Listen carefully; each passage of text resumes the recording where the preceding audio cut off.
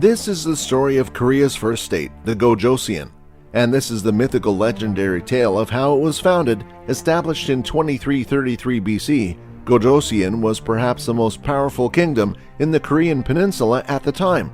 Or was it not? Let's find out. Hello everyone, and welcome to today's video on the myth of Gojoseon. Make sure you watch this video right to the end to find out more about Korean culture, history, and beliefs. If you're a fan of period or historical K-dramas, then you probably would have heard about Joseon or Gojoseon. Let's see how much of it is fiction and how much of it is reality.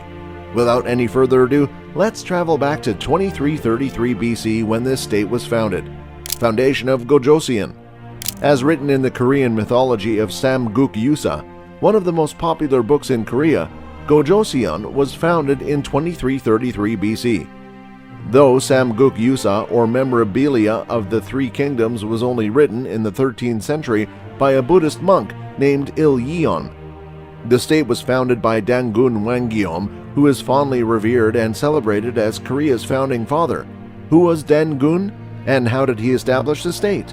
The story starts with Hwang-un, the son of a god named Hwanin. Hwanin resided in heaven. However, his son wished to stay on earth.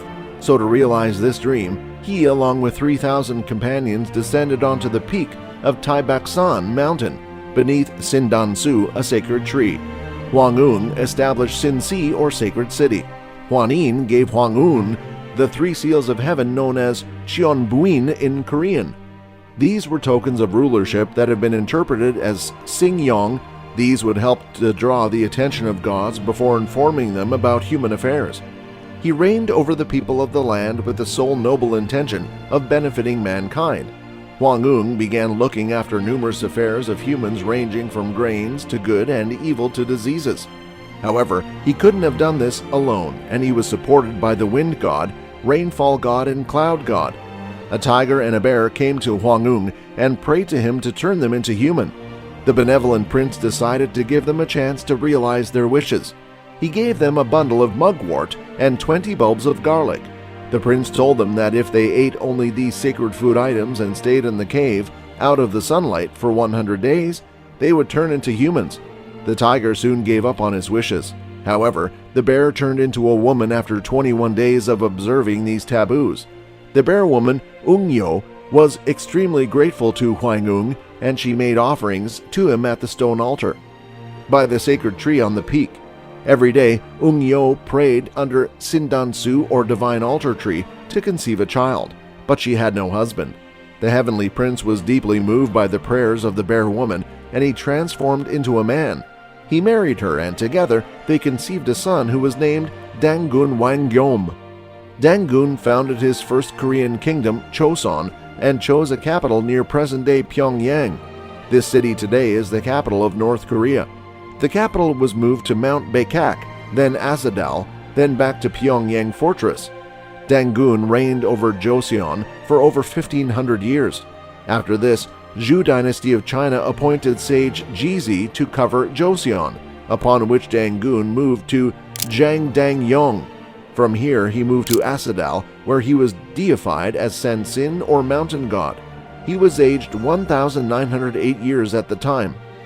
This myth of establishment of Joseon is highly likely to be representative of the Bronze Age in Korea. However, the account of Dangun's birth has been differently mentioned in the 𝐥𝐤𝐤𝐞, or Songs of Emperors and Kings. According to this legend, Hwanin's son Dangun Chonwang descended on the summit of Mount Taebak under Sindansu.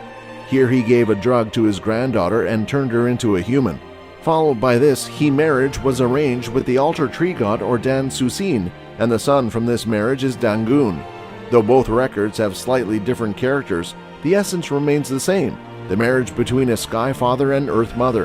When we look at this from a modern perspective, this can symbolize a lot of various things. The legend of Dangun, when taken in its literal meaning, might sound like a fantasy, quite unbelievable. However, historians have proposed different theories as to what the story of Korea's founding father, Dangun, could symbolize. The marriage of a sky father and earth mother may represent a marriage between people from two different tribes having different religious and spiritual beliefs. Other theories suggest that Dangun's mixed ancestry, bear and deity, was an attempt to justify a ruler who was both priest and king, who ruled over political as well as religious affairs. The Dangun in Dangun Wanggeom refers to his religious authority, while the Wanggeom title indicates that he was also a political leader. Another interesting aspect of this myth is that Dangun is considered to be the father of Koreans and not Wanggeom. The account of Dangun becoming the mountain god of Asadal signifies that he was worshipped by later generations through religious rituals. Into the name Gojoseon. The Joseon dynasty of Korea emerged in 1392 CE. The one believed to be established by Dangun was Gojoseon or ancient Joseon. Hence the word Go was added to separate it from the dynasty that was later established and to avoid confusion. Collapse of Gojoseon. In 300 BCE, the neighboring state Yan continuously attacked Gojoseon and weakened the state. In 2nd century BCE, Gojoseon finally collapsed. It was taken over by Weimon Choson, who was a Chinese refugee. He, along with his 1,000 followers, were given the responsibility of protecting the northwestern borders of Gojoseon by King Jun. However, Weimon cleverly took the opportunity to seize control of part of the country himself sometime between 194 and 180 BCE and declared himself king. However, this did not last for long, and Joseon was eventually captured by the Han dynasty of China.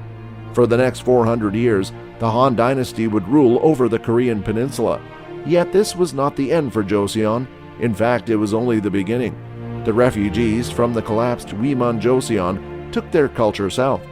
Eventually, they would rise again and defeat the Chinese in the subsequent Three Kingdoms period. The name Joseon would also reappear as the name of the state which dominated Korea from the 14th century CE. Despite the differences in literature obtained for that period, Dangun is believed to be the founder of Korea. Historians may refute this with various accounts of that period and other facts. However, the nation fondly believes that it was Dangun who was the progenitor of Koreans.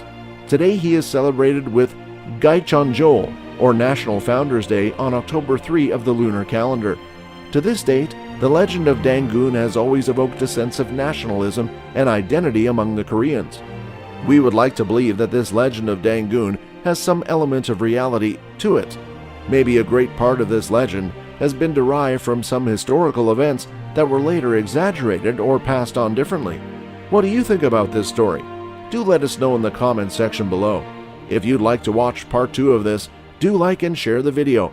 Subscribe to our channel for more amazing content, and don't forget to press that bell icon so that you never miss an update.